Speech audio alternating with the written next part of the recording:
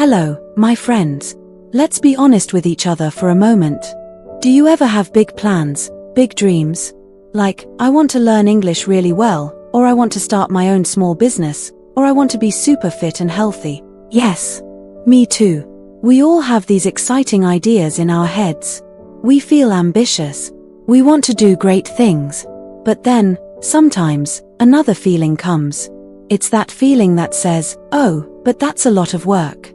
Or, I'm tired today. Or, maybe tomorrow. And then, we find ourselves just sitting.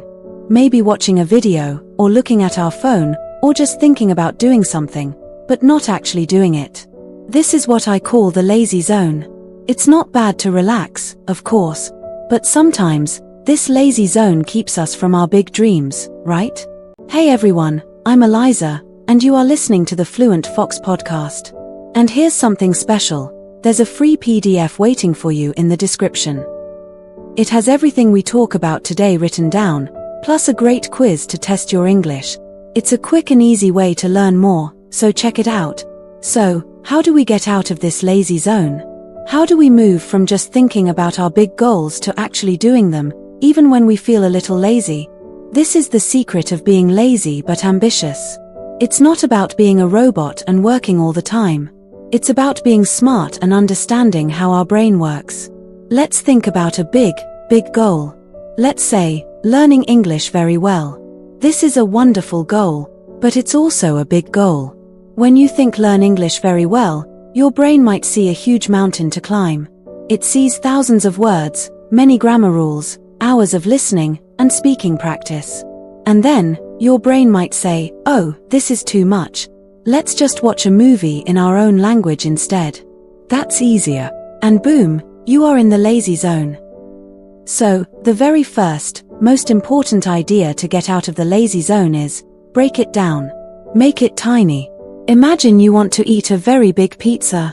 You don't try to eat the whole pizza at once, right? No. You cut it into small slices. And then you eat one slice, then another. Learning English, or any big goal, is like that big pizza. You need to cut it into very, very small slices. For English, learn English very well is the whole pizza. What are the small slices? Maybe one slice is, today, I will learn just one new English word.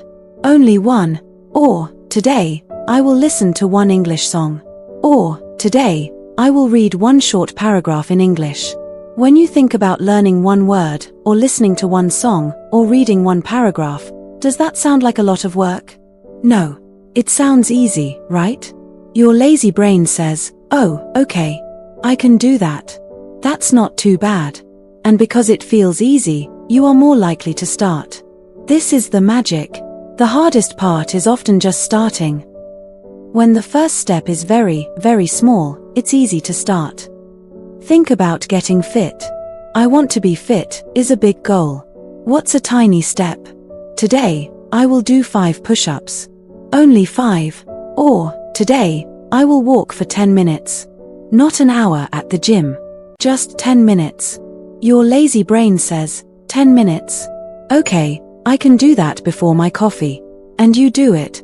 This small action gets you out of the lazy zone. It helps you build a little bit of momentum. You feel good after doing that small thing, and that good feeling makes it easier to do it again tomorrow. So, the first key is, make the first step so small, so tiny, that it feels silly not to do it. Don't think about the mountain. Think about the first tiny step on the path. This tiny action is your first step out of the lazy zone. It's like turning on a small light in a dark room. It makes it easier to see and take the next step. The second very important idea, which works together with tiny steps, is consistency. What is consistency? It means doing something regularly. Doing it often. Even if it's small, do it again and again. Think about water. A single drop of water is very small. But if many, many drops of water fall on a stone in the same place, over a long time, what happens? The water makes a hole in the stone. This is the power of consistency. Small things, done many times, create big results. For English, it is much, much better to study for 10 minutes every single day than to study for 3 hours once a week. Why? Because when you study for 10 minutes every day, your brain keeps English active. It remembers. It builds new connections. It slowly gets stronger. If you study for 3 hours once a week, your brain might forget a lot in between. Also, 3 hours sounds like a lot of work, right? So, your lazy brain will often say, no, not today, but 10 minutes. Oh, okay. I can do 10 minutes while I drink my tea. Consistency builds habits. A habit is something you do automatically, without thinking. Like brushing your teeth in the morning. You don't think, oh, do I have to brush my teeth today? No, you just do it. When learning English, or exercising, or saving money, becomes a habit, then your lazy brain stops fighting you. It says, oh, this is just what we do now. And you are out of the lazy zone without even trying very hard. Imagine you want to learn to play the guitar.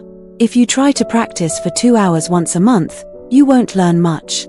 But if you practice for 15 minutes every day, your fingers will remember, your brain will remember the notes, and soon you'll be playing songs.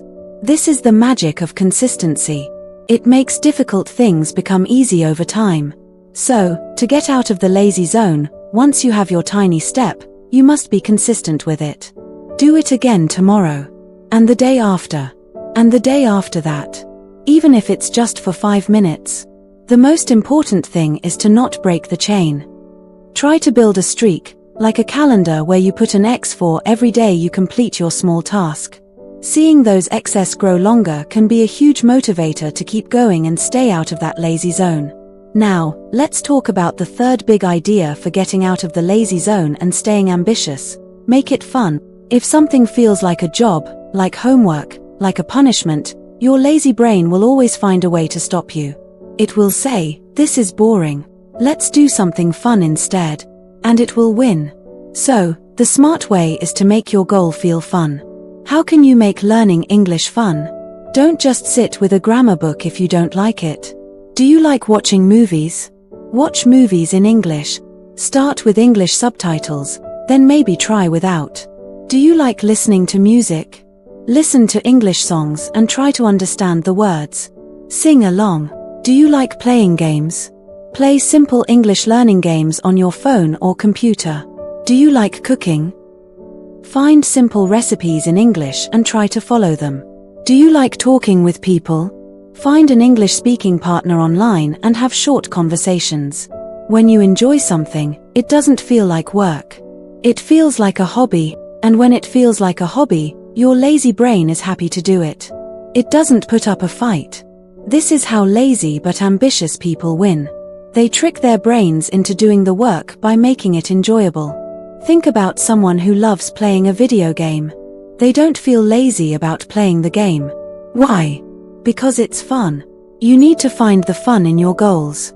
If you want to write more, but you find writing difficult, try writing about something you are truly passionate about.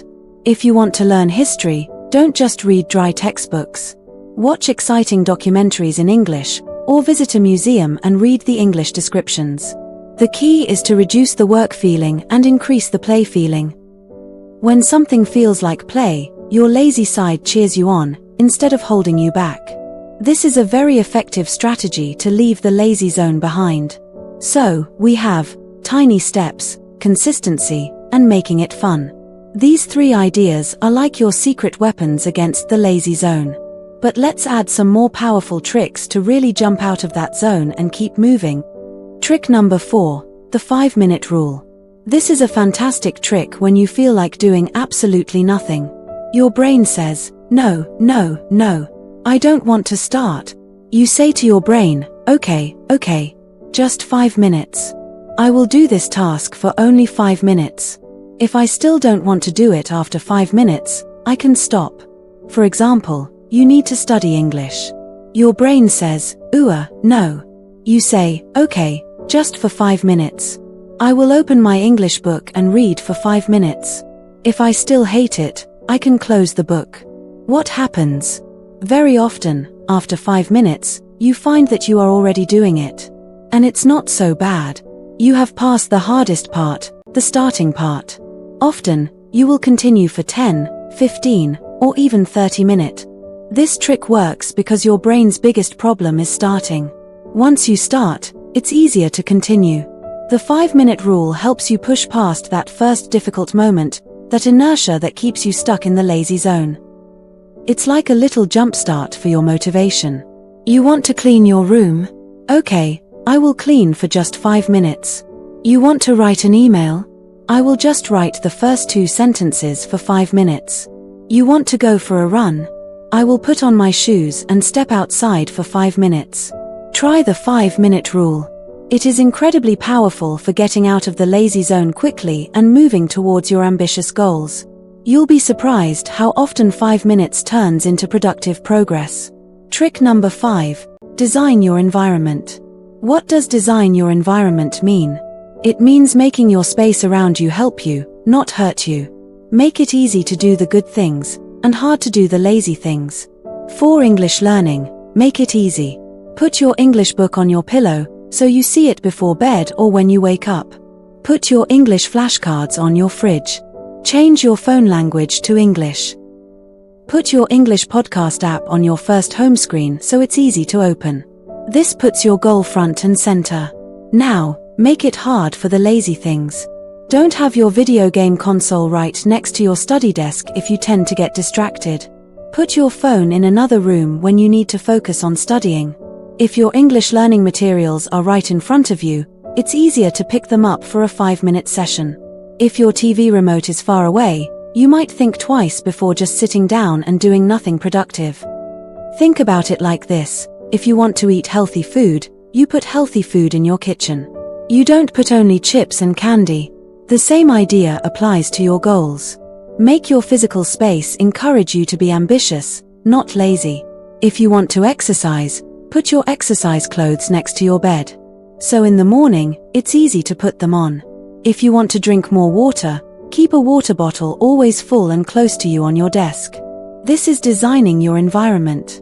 It takes away the friction, the small difficulties that can push you into the lazy zone. It reduces the effort needed to start, which, as we discussed, is the biggest hurdle. By simply arranging your physical world, you can make the path to your goals smoother and the path to the lazy zone bumpier. Trick number 6. Find an accountability partner. Accountability means someone helps you stay on track. This can be a friend, a family member, or even a study group. How does this work? You tell someone your small goal. For example, tomorrow, I will learn 5 new English words.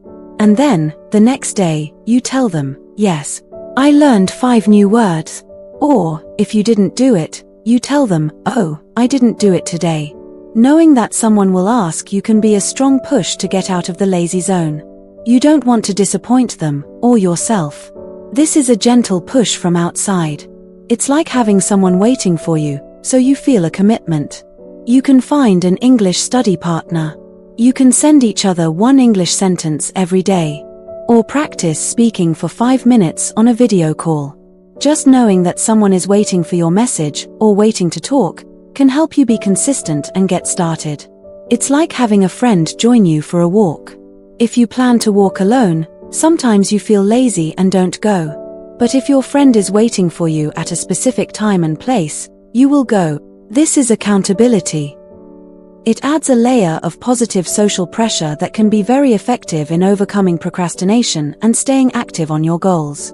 You can also join online communities or groups related to your goal, whether it's learning English or something else. Seeing others share their progress and having a place to share yours can create that sense of shared responsibility and motivation. Trick number 7. Be kind to yourself when you miss a day. This is so important. Life happens. Sometimes, you will feel very tired. Sometimes you will be sick. Sometimes, you will just forget. You will miss a day of your small steps. And what happens then? Many people think, oh no, I missed 1 day. I am a failure. My whole plan is ruined. I will just stop now. And they fall back into the lazy zone, maybe for weeks or months. Do not do this. If you miss a day, it is okay. It is completely normal. It happens to everyone, even the most successful people. The important thing is not to be perfect. The important thing is to start again immediately. Imagine you are walking on a path. You trip and fall down. Do you stay on the ground forever? No. You get up and continue walking. It's the same with your goals. If you miss a day, just say, okay, I missed yesterday. Today is a new day. I will do my small step today. Don't let one missed day become 2 missed days, then 3, then a week. Just reset. Just continue. Be kind to yourself. Don't be angry with yourself. Don't beat yourself up. Just acknowledge it. Maybe learn why you missed it. Were you too tired? Did you forget to plan? And then reset and continue. This mindset is very powerful for staying out of the lazy zone long term. Remember, consistency is important, but restarting after a break is part of true consistency. It shows resilience and a dedication to your goal, even when challenges arise. It's about progress, not perfection. So, let's put all these ideas together. Being lazy but ambitious is not about being a perfect, never-stopping machine. It's about being smart. It's about using your brain's natural tendencies to your advantage. It's about getting out of that lazy zone and moving towards your dreams. Here are our powerful tools again to fight the lazy zone. Tiny steps. Make your first action so small it feels silly not to do it. This removes the big scary feeling. For English, I will open an English app for 2 minutes. Consistency. Do these tiny steps often. Every day is best. This builds strong habits in your brain. For English, every morning with my coffee, I will listen to 1 English sentence. Make it fun. Find ways to enjoy the process. If it's fun, your lazy brain will allow it. For English, I will watch an English cartoon I like with subtitles. The 5-minute rule. When you feel stuck, tell yourself, just for 5 minutes. This gets you started, and usually, you will do more. For English, I will try to speak English for just 5 minutes with my friend. Design your environment, make it easy to do good things, and hard to do lazy things. Change your space to help you. For English, I will put my English flashcards on my mirror. Accountability. Tell someone your small goal. Their expectation can be a gentle push. For English, I will tell my friend I will send them 1 English message every day. And finally, be kind when you miss a day. It's okay. Just start again immediately. Don't let one day of being lazy ruin your whole plan. Imagine you want to write a story in English. That's a big goal. You can use all these tools. First, the tiny step. Today, I will write 1 sentence for my story. That's it, just 1. Then, for consistency, I will write 1 sentence every day before dinner. It's a small, regular action. To make it fun, I will write about a topic I really love, or draw pictures for my story as I go along. If you feel lazy and don't want to start, use the 5-minute rule. If I don't want to write, I'll just open the document for 5 minutes and see what happens. To design your environment, I'll keep my laptop open to my story document on my desk when I'm not using it, so it's a visible reminder. For accountability, I'll tell my friend I'm writing a story and ask them to ask me about it tomorrow, just a quick check-in. And if you miss a day, maybe you were really busy or tired, you use kindness for missed days. If I miss a day, no problem. I'll write 2 sentences tomorrow to catch up, or just start fresh with 1 sentence. This is how people achieve great things. They don't have superpowers. They just understand how to work with their natural human tendencies, not against them.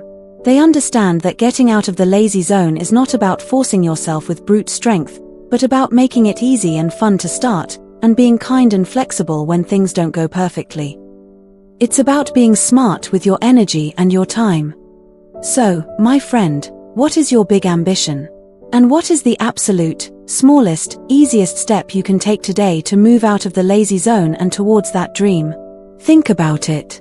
Choose 1 tiny step. And then, just do it. For 5 minutes.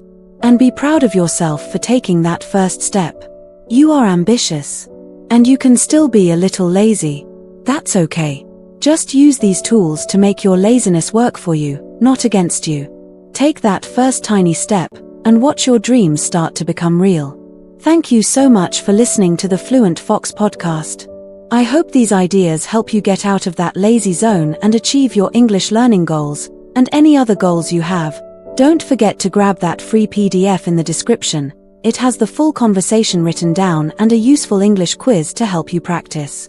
It's a perfect tiny step for today. See you next time.